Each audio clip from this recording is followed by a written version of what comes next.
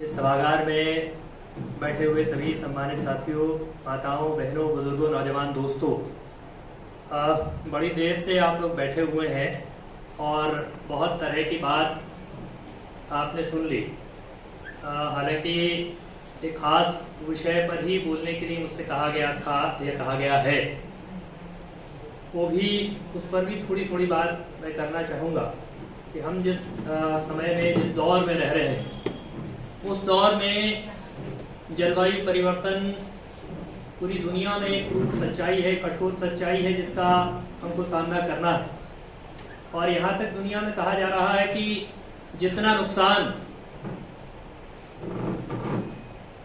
मनुष्यों की वजह से, और मनुष्यों को कहने से आभास होता है कि जैसे सब मनुष्य उसमें शामिल हैं, तो खास तौर पर जो नीति नियंता हैं उनकी वजह से जितना नुकसान धरती को पहुंचाया जा चुका वो इररिवर्सिबल है, यानी अब उसको वापस नहीं लौटाया जा सकता। अब इतना ही किया जा सकता है कि जितना बचा हुआ है उसको बचाने की, उसको बेहतर करने की कोशिश की जाए। और हम जिस परिवेश में रहते हैं, हालांकि इस संदर्भ में बहुत सारी बातें कहने की हैं, अभी समय होगा तो बहुत विस्तार से बहुत सारी चीज़ों के साथ इसको बात करेंगे।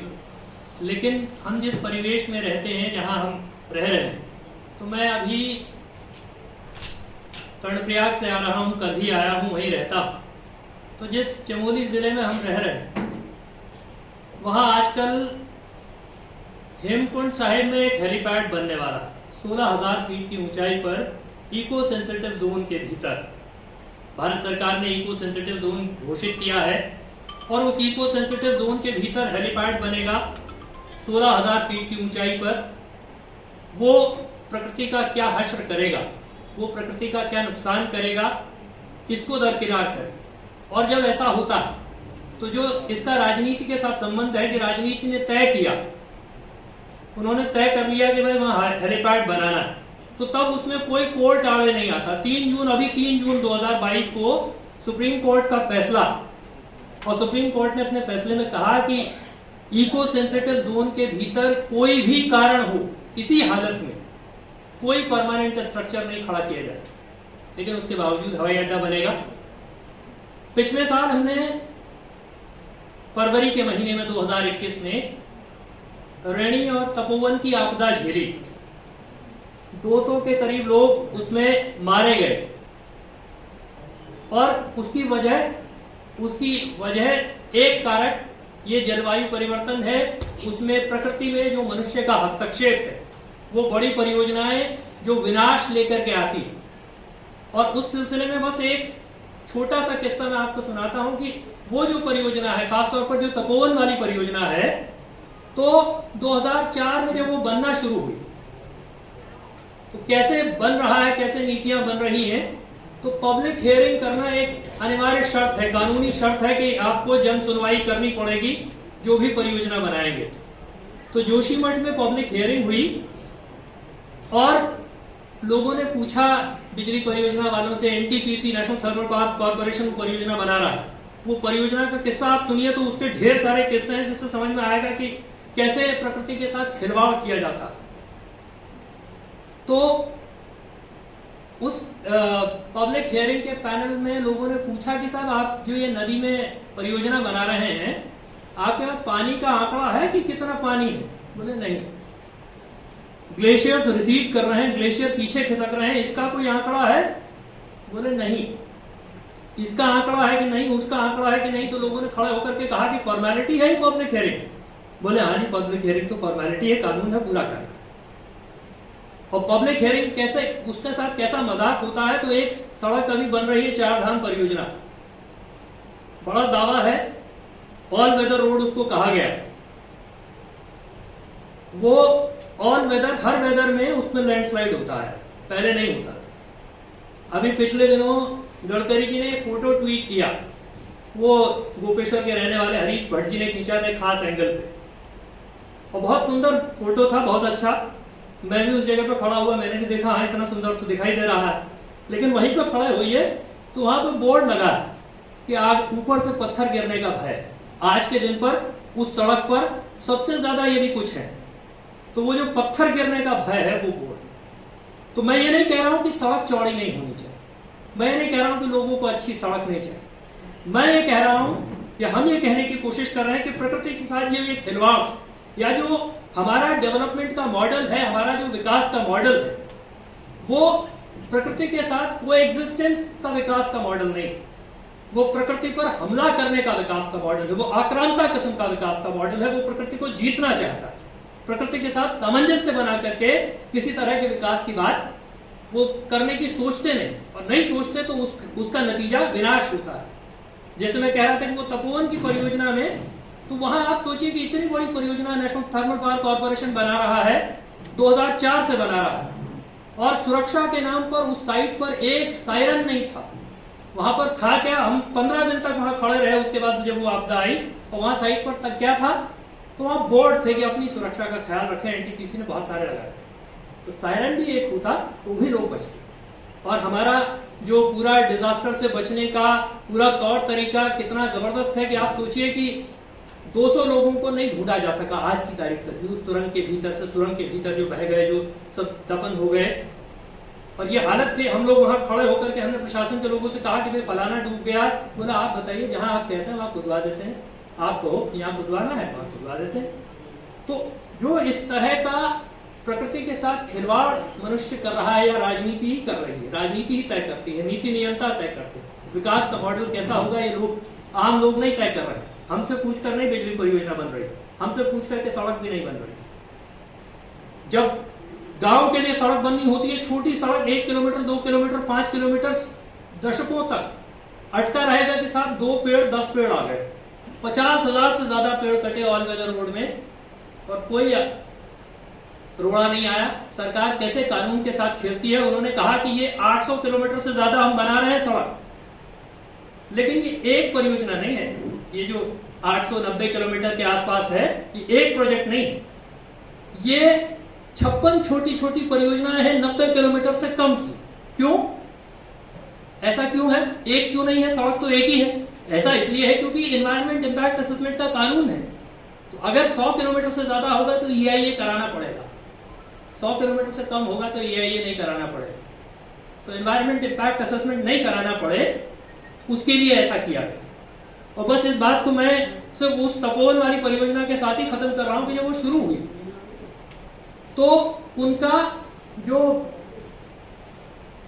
DPR डिटेल प्रोजेक्ट रिपोर्ट होती है वो हमने देखी।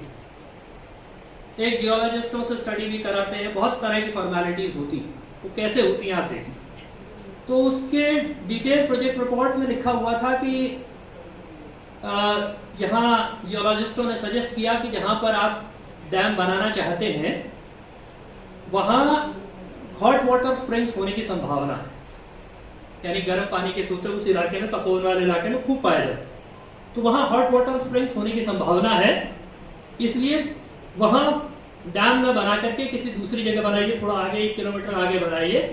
तो कंपनी ने उसी DPR में इस बात को लिखा कि अगर डैम इस जगह के बजाय यहां से 1 किलोमीटर आगे बनेगा तो ये इसका गणित है, इतनी गणित के हिसाब से इतना मेगावाट का नुकसान होगा, इतना घाटा हो जाएगा। और हॉट वाटर स्प्रिंग्स का क्या है, वो कहीं भी हो सकता।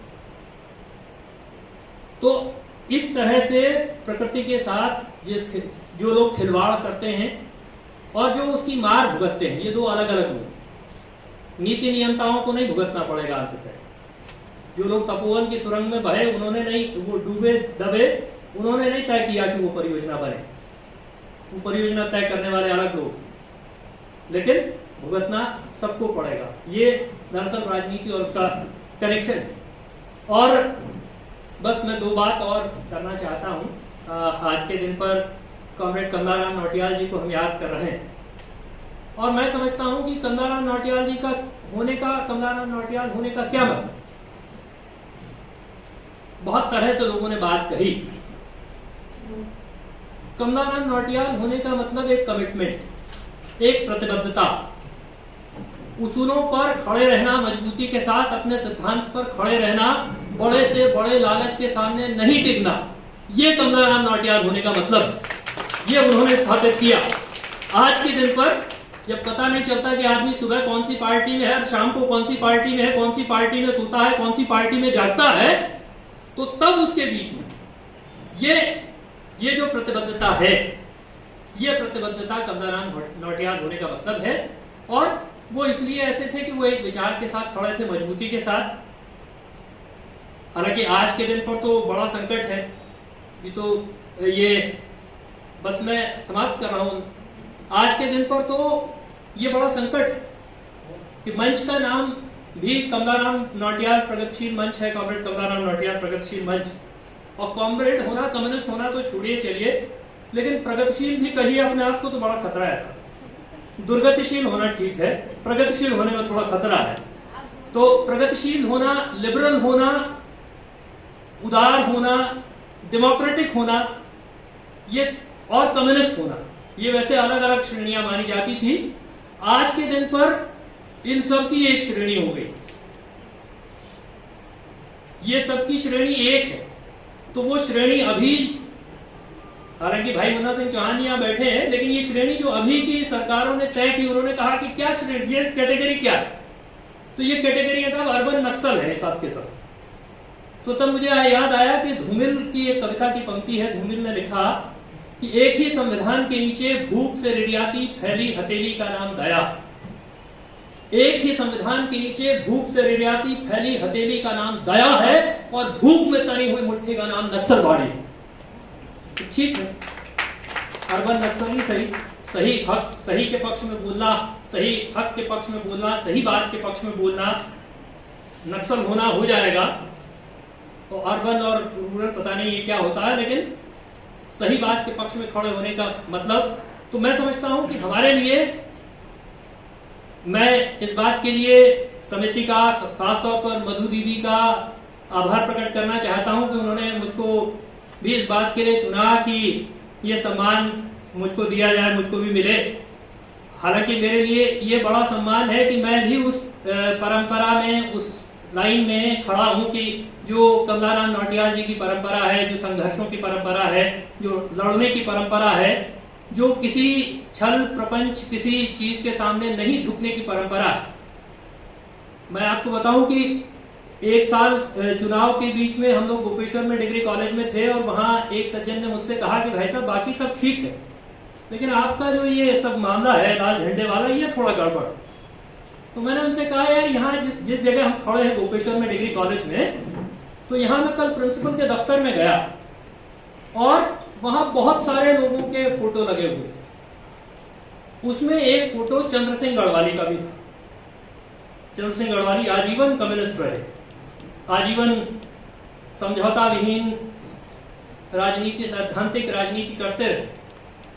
और वहां एक फोटो चंद्र सिंह गढ़वाली का भी था, लेकिन उस आदमी का फोटो नहीं था जो चंद्र सिंह गढ़वाली से चुनाव जीता, उसका फोटो नहीं था, चंद्र सिंह गढ़वाली का फोटो था।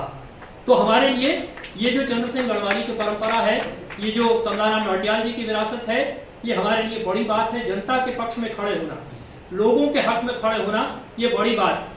और ये सही बात है कि कमलाराम नौटियाल जी, कोई भी आदमी, कोई कम्युनिस्ट है तो अलग थलग नहीं हो सकता, अपने समाज से अलग थलग भी नहीं हो सकता, उसको ऑर्गेनिक होना होगा। मैं जैसा हूं तो मैं ऐसा इसलिए नहीं हूं कि मैं कहीं ऊपर से आया, बल्कि मैं ऐसा इसलिए हूं कि मैं भी इसी समाज का उत्पाद, इस समाज ने मुझको ऐसा बनाया। वो साहिर लुधियान भी कहते हैं कि दुनिया ने तजुर्बातो हवादिश की शक्ल में जो कुछ मुझे दिया वही लौटा रहा हूं, जो कुछ इस समाज ने दिया वही तो लौटा रहा। तो इसलिए हमारे लिए ये जो सवाल है, ये कमलाराम नौटियाल जी की जो ये विरासत है, जो लड़ने की, संघर्षों की, सड़क पर लड़ने की विरासत है। और निश्चित ही हम उत्तराखंड में जहां रहते हैं वहां राजनीति वैसे ही गलाकाट प्रतिस्पर्धा के स्तर पर कम से कम आज के दिन पर तो नहीं खड़ी, इसलिए सब लोग एक मंच पर आकर के बैठ करके बात भी कर सकते हैं, बात सुन भी सकते हैं। मैं भी कह सकता हूं, मुन्ना सिंह चौहान जी हैं वो भी कह सकते हैं, और ये अच्छा है कि वो कम्युनिस्टों के मंच पर आकर के या कम्युनिस्ट व्यक्ति के नाम पर मंच पर आकर के खड़े हैं, ये उस दृश्य से अच्छा है। हाँ, कम्युनिस्ट, हाँ मैं करेक्ट, मैं वाक्य को ठीक कर देता हूँ। हाँ, एक कम्युनिस्ट व्यक्ति की स्मृति में बने हुए मंच पर आकर के अपनी बात कह सकते हैं, लोगों की बात सुन भी सकते हैं। ये अच्छा है, हमारे यहाँ ऐसी परंपरा है। ये उस दृश्य से अच्छा है जो कुछ साल पहले हमने देखा, उससे अच्छा है। आप समझ रहे होंगे, मैं उसके विस्तार में नहीं जाना चाहिए। बहरहाल, तो इस बात के साथ मैंने बहुत सारी बातें कही, थोड़ा ज्यादा समय भी ले लिया, लेकिन इस बात के साथ कि ये जो कमलाराम नौटियाल जी की संघर्षों की विरासत है, इस विरासत को आगे बढ़ाने वाले लोग भी होंगे, इस विरासत को लोग आगे बढ़ाएंगे, इस लाल परचम को भी थामने वाले लोग होंगे। समाज रहेगा तो लोग रहेंगे। बाबा नागार्जुन से किसी ने कहा कि भाई ये क्या, दुनिया में तो सब कम्युनिस्टों का सब उजड़ गया, आप क्या ये कम्युनिस्टों की बात करते रहते हो। नागार्जुन ने कहा कि जब तक गरीब की पीठ पर फटी हुई गंजी रहेगी तब तक दुनिया में लाल झंडा भी रहेगा, मार्क्सवाद भी रहेगा, कम्युनिज्म भी रहेगा। बस अतुल भाई की ही पंक्तियों के साथ मैं खत्म कर रहा हूँ, जो मुझे लगता है कि किसी भी दौर में सबसे ज्यादा प्रासंगिक है, अंधेरे के समय में सबसे ज्यादा प्रासंगिक है। इस अंधेरे में कहीं पर रोशनी दिखती तो है, इस घनी चुप्पी में भी एक आवाज उठती तो है। इस अंधेरे में कहीं पर रोशनी दिखती तो है, इस घनी चुप्पी में भी एक आवाज उठती तो है। रोशनी की चेतना को थाम लो मुट्ठी में तुम, रोशनी की चेतना को थाम लो मुट्ठी में तुम। बोलने से हर गलत की नींव तक हिलती तो है, बोलने से हर गलत की नींव तक हिलती तो है। आप सभी का बहुत बहुत धन्यवाद।